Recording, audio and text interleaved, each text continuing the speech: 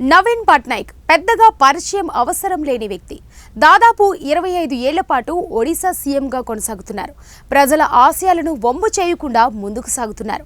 అందుకే దాదాపు 2.5 దశాబ్దాల పాటు నవీన్ సీఎంగా కొనసాగారంటే మామూలు విషయం కాదు. సాదాసీదాగా ఉంటూ ప్రజలతో మమేకమయ్యేవారు. ఈసారి ఎన్నికల్లోనూ గెలుపొందాలని అందుకు తగ్గట్టుగా ప్లాన్ చేసుకున్నారు. సీఎం నవీన్ పట్నాయక్ను చూసి చాలా నేర్చుకోవాలని అంటుంటారు సీనియర్ల పొలిటీషియన్లు. 2007లో ఒడిశా సీఎంగా పగ్గాలు చేపట్టిన ఆయన వెనుతిరిగి చూడలేదు. అప్పటి వరకు బలంగా ఉన్న కాంగ్రెస్ను ఢీకొట్టే పగ్గాలు అందుకున్నారు. నవీన్ పగ్గాలు చేపట్టిన తర్వాత పరిస్థితులు పూర్తిగా మారిపోయాయి.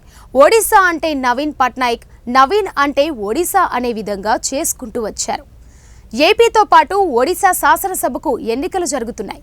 పార్టీకి ఎక్కడైనా ఓడిపోతుందని తెలిస్తే చాలు సైలెంట్గా పావులు కదుపుతారు. ప్రత్యర్థులను తన వైపు తిప్పుకోవడం ఆయనకు తిరుగులేదని అంటారు. అలాగని ఆయన వివాదాస్పద అంశాల జోలికి ఎప్పుడూ వెళ్లిన సందర్భాలు లేవు. మారిన పరిస్థితుల నేపథ్యంలో మోడీ గాలి బలంగా వీస్తుంది. కమలం గాలిని ముందే పసిగట్టిన ఆయన తన వ్యూహాలను ఎప్పటికప్పుడు మార్చుకుంటూ వస్తున్నారు. గతంలో మాదిరిగానే ఈసారి సీఎం నవీన్ పట్నాయక్ 2 చోట్ల నుంచి బరిలోకి దిగుతున్నారు.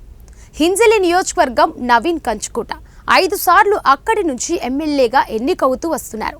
అయితే వెస్ట్ ఒడిశాలో బీజేపీకి అనుకూలంగా గాలి వీస్తుందన్న సంకేతాలు రావడంతో అటువైపు కన్నేశారు సీఎం నవీన్. హింజలితో పాటు కటంబంజీ నియోజకవర్గం నుంచి బరిలోకి దిగుతున్నారు. వెస్ట్ ఒడిశాలో బీజేపీ నుంచి కీలక నేతలు లోక్సభ బరిలోకి దిగుతున్నారు. సంబల్పూర్ నుంచి కేంద్ర మంత్రి ధర్మేంద్ర ప్రధాన్ను పోటీ చేస్తున్నారు. బిజు జనతాదళకు ఆయన గట్టి సవాల్ విసురుతున్నారు. అక్కడ ధర్మేంద్రకు దీటుగా బలమైన వ్యక్తి దించారు.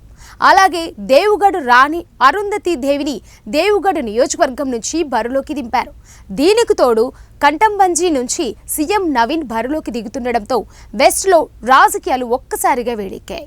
సీఎం నవీన్కు విధేయునిగా ఉన్న కీలక నేతలను ఆయా నియోజకవర్గాల నుంచి బరిలోకి దించారు. మొత్తానికి రాజకీయంగా ఎత్తుకు పై ఎత్తులు వేయడంలో సీఎం నవీన్కు తిరుగులేదనే చెప్పాలి.